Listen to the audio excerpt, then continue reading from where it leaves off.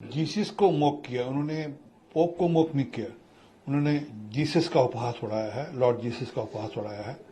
अब इसका जवाब देश की जनता देगी। जहाँ जो क्रिश्चियन धर्म के अनुयायी हैं वह इस पे चिंता करें कि कांग्रेस पार्टी की सोच कैसी है। वह अपने राजनीतिक लाभ के लिए या अपनी राजनीतिक छीटाकशी के लिए किस हद तक जा सकते हैं, ये दिखता है। एलन मस्क ने कटाक्ष कर रहे हैं। देखिए, एलन मस्क जिस देश में रहते हैं वहां पर भारत जैसे ईवीएम नहीं बनते। वहां पर इंटीग्रेटेड सर्किट वाले ईवीएम बनते हैं जो कि हैक हो सकते हैं। भारत के अंदर जो ईवीएम बनते हैं वो हर ईवीएम इंडिविजुअल होता है, जिसमें ना वाईफाई, ना ब्लूटूथ, ना इंटरनेट, किसी प्रकार से भी आप उनको तक नहीं पहुंच सकते। हाँ, अगर एलन मस्क साहब को ये टेक्नोलॉजी चाहिए तो बीएचईएल से संपर्क कर लेना चाहिए उनको। या किसी और देश को ये टेक्नोलॉजी चाहिए हो जो कि इंडिविजुअली सर्किटेड ईवीएम्स की, तो बीएचईएल से बात करनी चाहिए उनको। पवन खेड़ा कह रहे हैं कि जब नहीं, बात विदेशी या भारतीय की नहीं है। जब भारतीय पूछते हैं तब भी ये जवाब है। पर पवन खेड़ा साहब, आपकी स्थिति कस्यानी बिल्ली खंबा नोचने वाली है। चुनाव हार गए हैं, विपक्ष में बैठने का मौका है, विपक्ष की भूमिका निभाइए और अच्छी निभाइए। संजय सिंह कह रहे हैं कि अगर दिल्ली लोगों को पानी कैसे मिलेगा।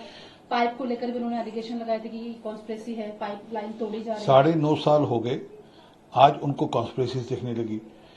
वे बताएं कि उन्होंने दिल्ली के अंदर पानी के ट्रीटमेंट के लिए क्या किया, दिल्ली के अंदर वाटर ट्रीटमेंट की कैपेसिटी कितनी बढ़ाई। आज दिल्ली में पानी जो जरूरत है लगभग 1200 mg की जरूरत है। हमारे पास जो वाटर ट्रीटमेंट कैपेसिटी है वो 1000 mg की है।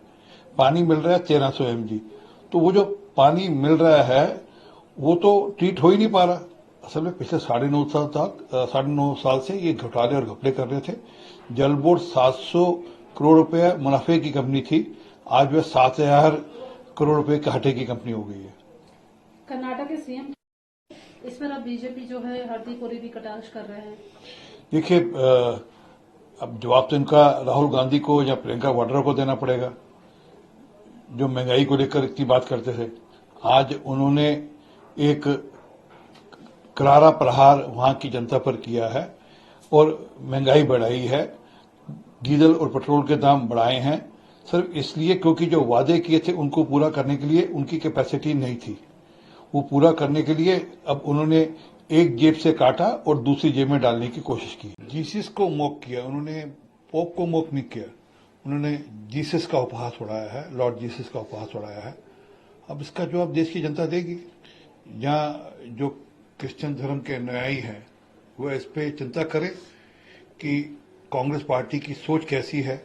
वह अपने राजनीतिक लाभ के लिए या अपनी राजनीतिक छीटाकशी के लिए किस हद तक जा सकते हैं, ये दिखता है।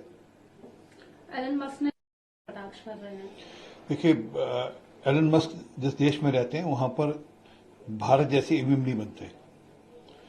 वहां पर इंटीग्रेटेड सर्किट वाले ईवीएम बनते हैं जो कि हैक हो सकते हैं। भारत के अंदर जो ईवीएम बनते हैं वो हर ईवीएम इंडिविजुअल होता है, जिसमें ना वाईफाई, ना ब्लूटूथ, ना इंटरनेट, किसी प्रकार से भी आप उनको तक नहीं पहुंच सकते। हाँ, अगर एलन मस्क साहब को ये टेक्नोलॉजी चाहिए तो बीएचईएल से संपर्क कर लेना चाहिए उनको। या किसी और देश को ये टेक्नोलॉजी चाहिए हो जो कि इंडिविजुअली सर्किटेड ईवीएम्स की, तो बीएचईएल से बात करनी चाहिए उनको। पवन खेड़ा कह रहे हैं कि जब नहीं, बात विदेशी या भारतीय की नहीं है। जब भारतीय पूछते हैं तब भी ये जवाब है। पर पवन खेड़ा साहब, आपकी स्थिति कस्यानी बिल्ली खंबा नोचने वाली है। चुनाव हार गए हैं, विपक्ष में बैठने का मौका है, विपक्ष की भूमिका निभाइए और अच्छी निभाइए।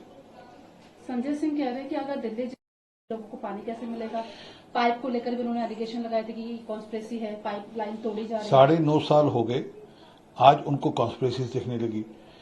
वे बताएं कि उन्होंने दिल्ली के अंदर पानी के ट्रीटमेंट के लिए क्या किया, दिल्ली के अंदर वाटर ट्रीटमेंट की कैपेसिटी कितनी बढ़ाई।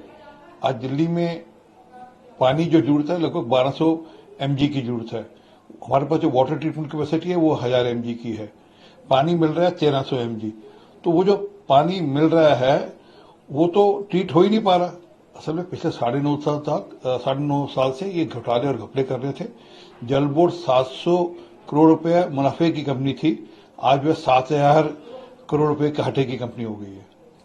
कर्नाटक के सीएम इस पर अब बीजेपी जो है हरदीप पुरी भी कटाक्ष कर रहे हैं। देखिए, अब जवाब तो इनका राहुल गांधी को या प्रियंका वाड्रा को देना पड़ेगा, जो महंगाई को लेकर इतनी बात करते थे। आज उन्होंने एक करारा प्रहार वहां की जनता पर किया है और महंगाई बढ़ाई है, डीजल और पेट्रोल के दाम बढ़ाए हैं, सिर्फ इसलिए क्योंकि जो वादे किए थे उनको पूरा करने के लिए उनकी कैपेसिटी नहीं थी। वो पूरा करने के लिए अब उन्होंने एक जेब से काटा और दूसरी जेब में डालने की कोशिश की।